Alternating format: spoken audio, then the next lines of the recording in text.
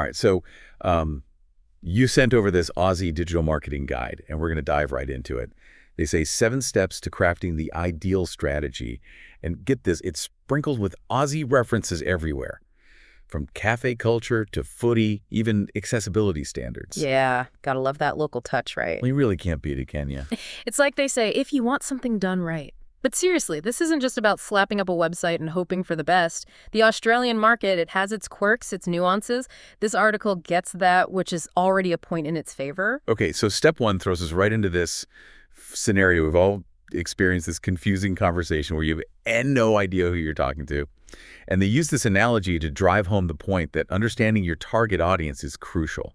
It's digital marketing 101, but they're making sure we don't just gloss over it. And for good reason. It's tempting to think, oh, I'm selling activewear, so my audience is anyone who exercises. But it's not that simple, is it? Think about it. A yoga enthusiast in Byron Bay probably has different needs and preferences than, say, a gym junkie in Melbourne. That's such a good point. And this is where the article's emphasis on data-driven decision-making comes in. It's not just about guessing or assuming. We've got analytics, social media insights, all these tools at our disposal. Exactly. Let's say you're that activewear brand targeting the Melbourne gym scene. You could use data to figure out what kind of workouts are trending there, what fitness influencers they follow, even what time of day they're most active on Instagram. Talk about a targeted approach. I'm already seeing how this could change the game for people.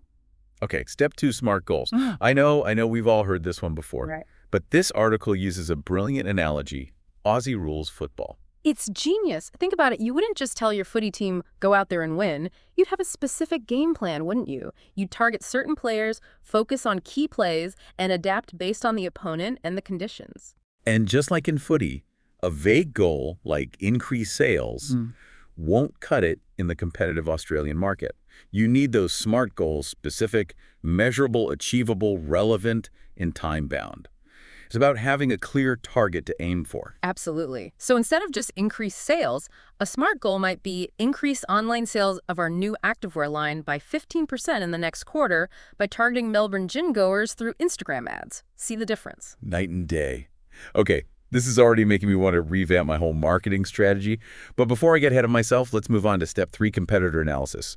The article paints this picture of, like, this fishing competition with everyone vying for the same catch. It's a tough market out there, no doubt. Oh, yeah. But just like in fishing, you don't want to blindly cast your line and hope for the best. You need to know what's working for others, what bait they're using, where they're finding success. And the article gives us this handy checklist of what to look for. Their content strategy, social media presence, SEO tactics, even their choice of keywords. It's like doing a deep dive into your competitor's playbook. Exactly. And once you've done your recon, you can start to identify your own unique selling proposition. What can you offer that your competitors don't? What niche can you carve out for yourself in the Australian market? Which, of course, ties into knowing your audience and understanding the local landscape. Right. I'm sensing a theme here. There's definitely a method to their madness. But it's a smart approach, wouldn't you say?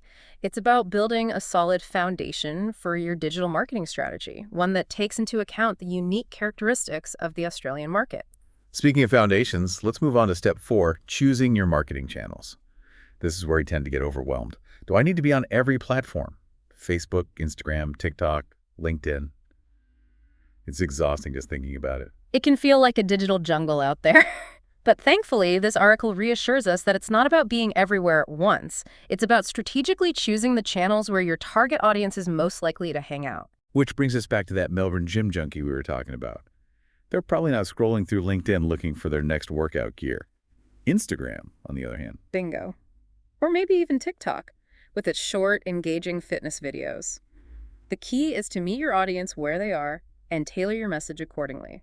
Makes total sense. And it's a relief to know I don't need to be a master of every social media platform under the sun. Now, speaking of things that can feel overwhelming, content creation. Step 5 dives right into the heart of it, declaring, content is king. And in the Australian digital landscape, authenticity reigns supreme. The article stresses the importance of creating content that resonates with Aussie values, humor, and lifestyle. Because what works in New York might not land as well in Perth. We need that local touch, that understanding of the Aussie psyche. Exactly. Think about it. A brand that embraces Aussie slang, references local events, and showcases the Australian landscape is going to connect with local audiences on a much deeper level. It's all about speaking their language, both literally and figuratively. But creating engaging content is only half the battle, right? We need to make sure people actually see it, which brings us to everyone's favorite topic. SEO. Dun, dun, dun. I know. It can feel a bit like a black box sometimes. But the article breaks it down into digestible chunks, emphasizing the importance of keyword research, on-page optimization, and regular content updates. And remember, those keywords need to be relevant to the Australian market. Someone searching for best cafes in Sydney is going to use different terms than someone in London. Absolutely. And it's not just about keywords. The article highlights a crucial point for Australian businesses' accessibility standards. Making sure your website is accessible to people with disabilities isn't just good practice, it's also good for SEO.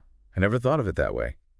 So by making our content accessible to everyone, we're actually boosting our SEO at the same time. Talk about a win-win. Exactly. And it ties back to that theme of understanding the Australian market. We're a diverse country with a strong focus on inclusivity, and that should be reflected in our online presence. Okay, I'm officially adding brush up on Australian accessibility guidelines to my to-do list. This deep dive is already paying off. That's what we like to hear. But we're not done yet. We've still got 2 more steps to uncover, and trust me, they're game changers. All right, cliffhanger alert. We'll be back soon with part 2 of this Aussie digital marketing deep dive. Don't touch that dial. Welcome back, everybody. We're picking right back up with this Aussie digital marketing deep dive, and we've got the first 4 steps down. Are you ready to uncover some more? Absolutely. I'm really keen to dig deeper into this whole data-driven decision-making thing. It's everywhere in this article, wouldn't you say? Totally. Like they just keep saying, don't guess, analyze. And they're not wrong, but all that data, it can be a bit overwhelming. Like, where do you even begin? It's true data without direction. You're right, it can be a bit daunting. But thankfully, that's where this article's focus on key performance indicators, or KPIs, comes in handy. It's not about tracking every single statistic. It's about focusing on the metrics that actually matter for your business goals. Okay, that makes sense. So let's say I'm that activewear brand we talked about, laser focused on those Melbourne gym goers. What kind of KPIs would I be looking at? Well, your goal is to increase online sales, so you'd want to track metrics that directly reflect that. Yeah. Things like website traffic coming from Instagram, conversion rates on your product pages, perhaps even the average order value of your Melbourne customers. So it's not just about seeing like a spike in Instagram followers. It's about seeing those followers turn into paying customers. Precisely. And this is where data analysis gets really interesting.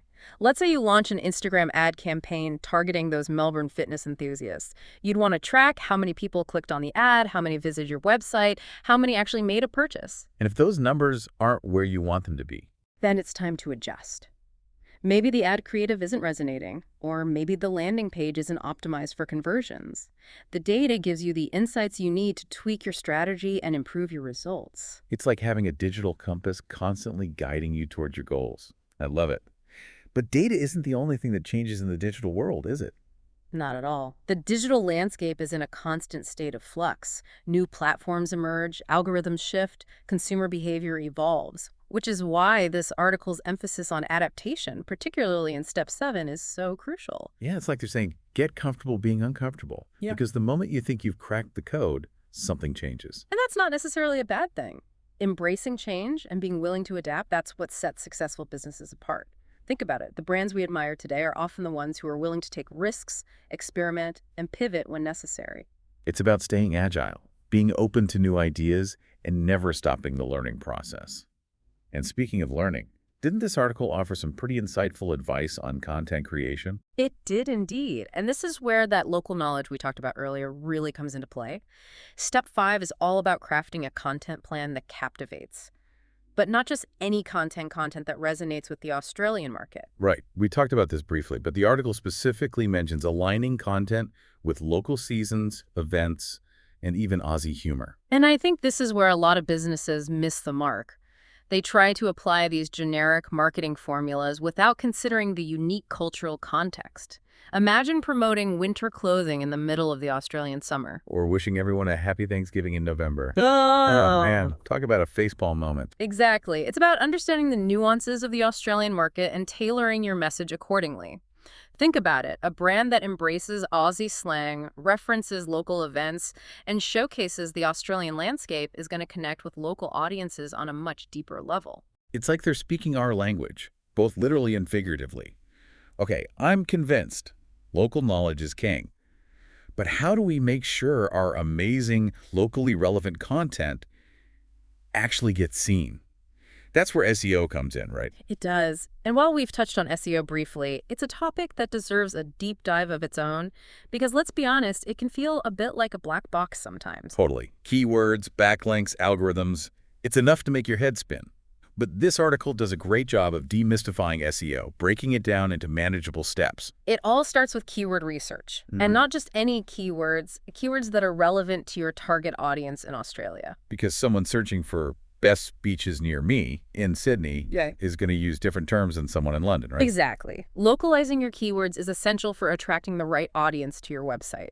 And it's not just about stuffing those keywords into your content like you're playing a game of Tetris. It's about using them naturally and strategically within your website copy, blog posts, even your social media captions.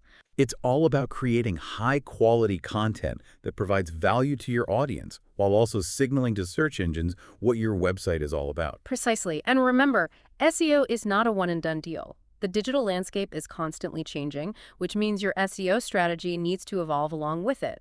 The article mentions regularly updating your content, optimizing for mobile devices, and building high-quality backlinks. So it's about staying informed, adapting to new trends, and always striving to improve your online presence. It's a continuous journey, not a destination. But before we get ahead of ourselves and dive headfirst into the world of SEO, let's take a quick breather. Good idea. SEO can be a fascinating rabbit hole to explore, but we don't want to overload you with information. Exactly. So take a moment to digest everything we've covered so far. When we return for part 3 of this Aussie digital marketing deep dive, we'll be uncovering the final steps to success, including those all-important SEO strategies. Don't go anywhere. All right, welcome back, everyone. We're in the final part of this Aussie digital marketing deep dive and ready to finish strong. We've covered a lot of ground already, haven't we? We have. We talked about understanding our audience, setting those smart goals, choosing the right marketing channels, and now it feels like it's time to climb that content creation mountain. And this article definitely packed some serious snacks for this part of the journey. I like that analogy. Yeah. Step 5, crafting a content plan that captivates. I love it. This is where creativity and strategy collide, right? Absolutely. They weren't kidding when they said content is king. Nope. It's true, though. It's not enough to just churn out content for the sake of it. It needs to resonate with your audience, provide value, and be tailored to each platform you're using. Okay, so picture this. On that activewear brand we keep talking about, targeting those Melbourne gym goers. We've got our Instagram strategy dialed in, but now we need to create content that actually grabs their attention. What would that even look like? Well, you have to understand the Aussie fitness scene, right? Right. So think about things like maybe some behind-the-scenes footage of a local gym owner prepping for a big competition. Or maybe a series of short workout videos featuring like really iconic Melbourne locations. Oh, I love that. Like a sunrise yoga flow overlooking the Yarra River. Right. Or a high-intensity interval training session on the steps of Federation Square. Exactly. It's all about showcasing that local flavor, that Aussie spirit. Yes. And don't forget about storytelling. People connect with stories, so weave narratives into your content. Interview inspiring local athletes, share customer success stories, even document your brand's own fitness journey. Make it relatable, aspirational, and authentically Australian. I love to say it. Okay, Right. I'm inspired. But let's be real. Creating amazing content is just one piece of the puzzle, right? We need to make sure people actually see it. Which brings us to the SEO Summit. Ah, yes, SEO, the art and science of making your website visible to search engines. Right. It can be a bit daunting, but this article does a great job of breaking it down. It did. It did. They kind of lost me at meta descriptions, but I'm here for the simplified version for sure. So where do we even begin with SEO? It always starts with understanding what your target audience is actually searching for. So let's say you're that activewear brand, right?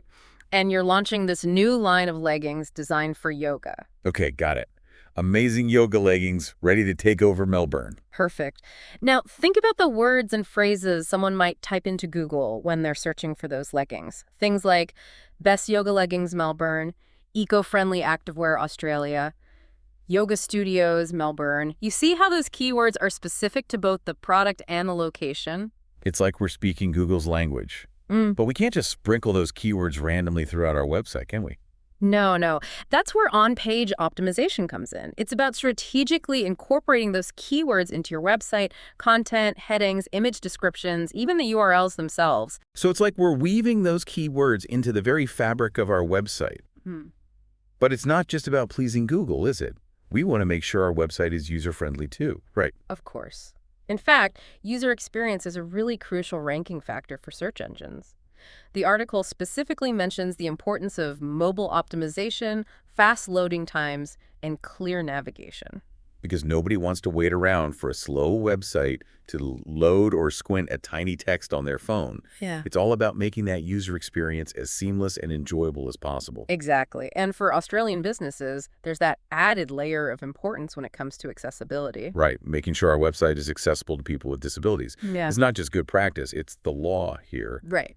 But the article mentioned it's good for SEO too, right? It is. When you design a website with accessibility in mind, you're making it easier for those search engines to understand and index your content. Things like alt text for images, clear headings, keyboard navigation. Those things benefit users with disabilities, but they also help search engines crawl your website more effectively. Okay, so it all ties together. Accessibility, user experience, SEO. Yeah. It's not just about ticking boxes, it's about creating a website that works for everyone. Exactly. And remember that SEO is an ongoing process. This digital landscape, it's constantly evolving, so you need to stay informed about the latest trends and updates. So it's not a set it and forget it kind of deal. Not at all. It's about regularly reviewing your website analytics, tracking your keyword rankings, and making adjustments to your strategy as needed. It's like tending a digital garden.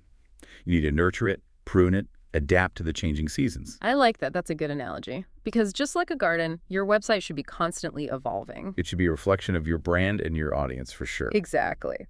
Now, are you ready to tackle the final step in this digital marketing journey? Hit me with it. I'm ready. Step 7. Measure, assess, adjust. Oh, okay. It might sound simple, but it's arguably the most crucial step of all. Because what's the point of all this effort if we're not tracking our progress? Exactly.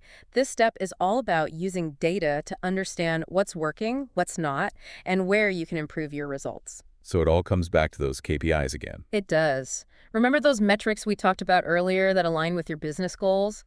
It's time to track those metrics, analyze the data, and use those insights to fine-tune your strategy. So it's like this digital feedback loop, constantly providing insights and opportunities to improve. Yep. And don't be afraid to experiment, try new things, and change directions when necessary. It's all about being adaptable, data-driven, and never stopping the learning process. Well said.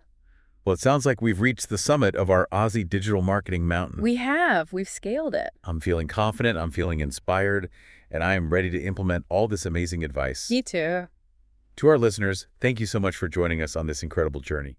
We hope you feel as energized and empowered as we do to tackle the exciting world of digital marketing, Aussie style. Until next time, happy marketing, everyone.